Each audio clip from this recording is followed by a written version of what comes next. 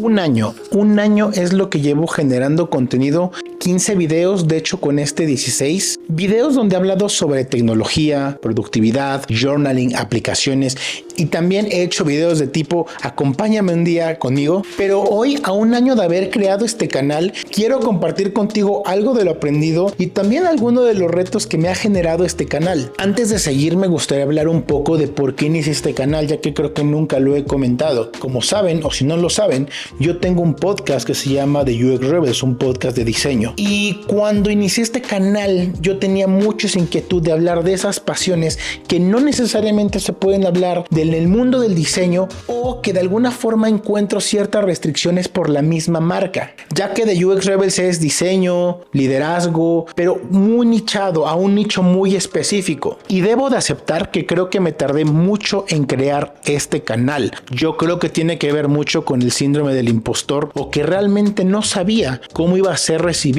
este tipo de contenido cuando de alguna forma yo tenía una imagen dentro del mundo del diseño, o tengo una imagen dentro del mundo de diseño. Es importante mencionar que a mí siempre me ha gustado compartir. De hecho, yo tenía un podcast hace mucho tiempo de fitness, cuando los podcasts ni siquiera eran famosos, cuando la gente ni siquiera estaba generando podcasts. Y te estoy hablando del 2013, 2014. Yo ya estaba generando contenido y este podcast se llamaba Fitness para Gente Real. También, justo con Ulises Arvizo, con quien tengo de UX Rebels, escribimos durante mucho tiempo en una revista digital que se llamaba Maquiladora de Sueños, un blog tradicional donde escribíamos justamente sobre diseño, arte, arquitectura y algunas curiosidades que íbamos viendo en el mundo tecnológico. Pero mi camino en el mundo de la escritura o de la generación de contenidos no para ahí. Yo siempre he generado contenidos. Mucho tiempo generé contenido sobre fitness en una revista que se llama Bitónica México, así como otros tantos blogs que incluso hablaban de Apple o de tecnología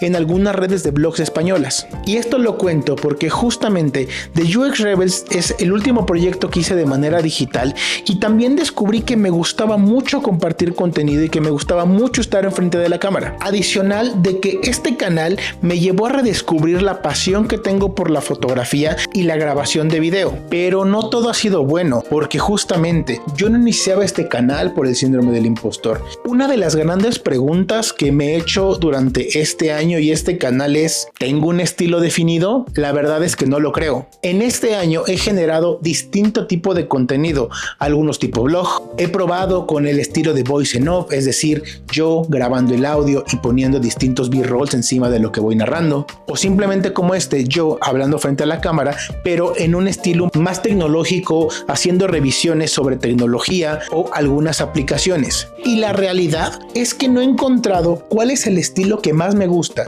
ya que cada uno de los estilos tiene algo que me apasiona. Y justo ahí está el problema con el síndrome del impostor, porque cada uno de estos formatos me lleva a replantear la identidad de comunicación en cada uno de estos formatos. A veces en el blog soy más cercano y puedo ser más yo. A veces cuando hago videos sobre tecnología o videos sobre accesorios, el mismo formato me lleva a ser un poco más serio, un poco más solemne, cosa que no necesariamente va relacionada con mi forma de ser. Si nos vamos al tema del journaling o de la productividad, ahí se complica un poco la cosa, ya que el tema por sí solo me hace sentir que debo abordarlo de una manera solemne, cuando en realidad yo soy un tipo con muchísima energía, y eso es lo que a mí me causa a veces ese famoso síndrome del impostor, ya que no quiero que el contenido marque el tono y la forma de la que hago videos, pero a su vez no he encontrado la forma de abordar ciertos temas desde quién soy. Esto es un problema para mí filosófico y raro a la vez. Pero dejando de lado todo lo que es el síndrome del impostor,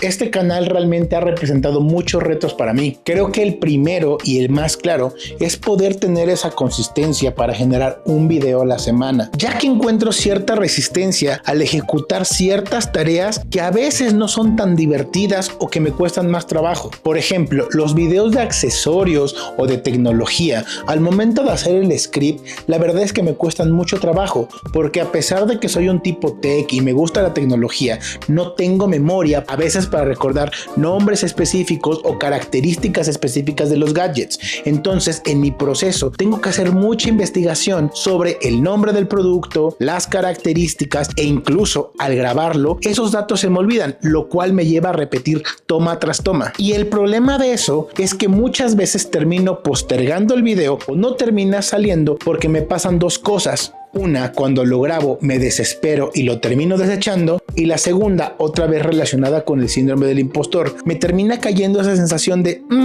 nadie está esperando este video, por ende mejor no lo publico. Otro de los grandes problemas es la estructura, y ya voy a hablar en un video más adelante justamente de cuál es mi proceso para crear contenido, pero en términos generales paso de la idea a la investigación, de la investigación al script y del script a la producción. Y el problema llega justamente en la parte del script, porque cuando yo hago un script me gusta no solamente bajar las ideas en bullets, luego paso normalmente a hacer un script, y el script me ayuda a bajar todos esos b-rolls que utilizo para los videos. Y en la parte de producción, grabar es muy fácil. El problema es que si no llego a bajar ese listado de b-rolls, encuentro al momento de editar que me faltaron una toma u otra, y en ese momento se me ocurre grabarla. Esto no es algo que solamente me pasa a mí. He visto muchos videos de muchos youtubers que recomiendan justamente en la parte del script bajar toda esa lista de b-rolls y grabar en un solo día todo ese contenido, lo cual al menos para mí me ha funcionado muy bien, ya que puedo tener mayor estructura y mayor eficiencia al momento de editar. El problema es que aún así haga este listado de b-rolls, siempre, absolutamente siempre, cuando edito, terminan llegando a mí ideas que digo,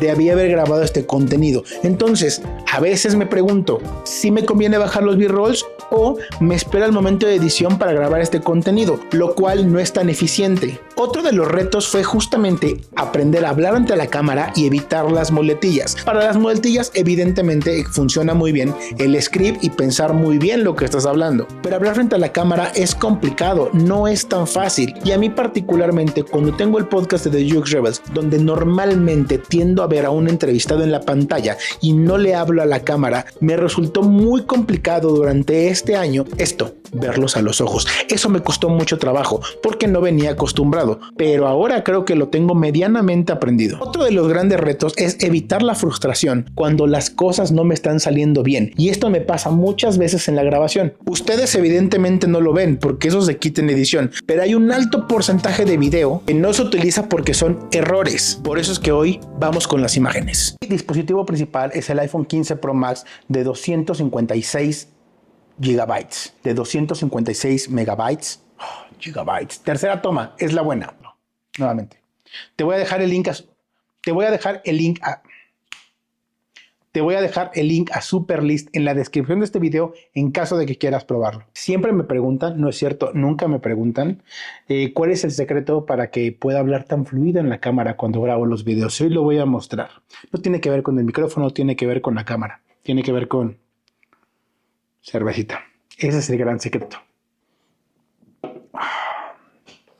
Una cerveza nada más.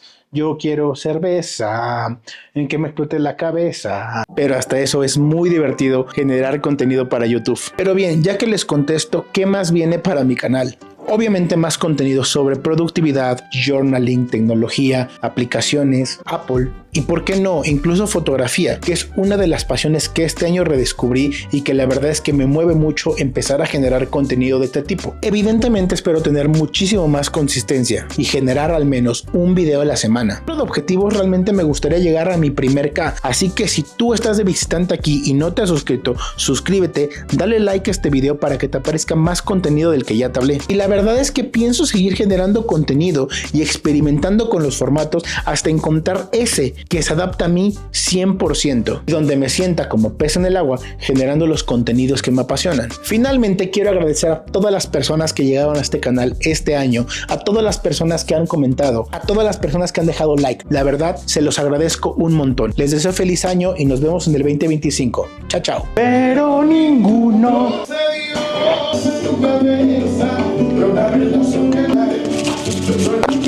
no sé, pero creo que ahí se va a ver verde.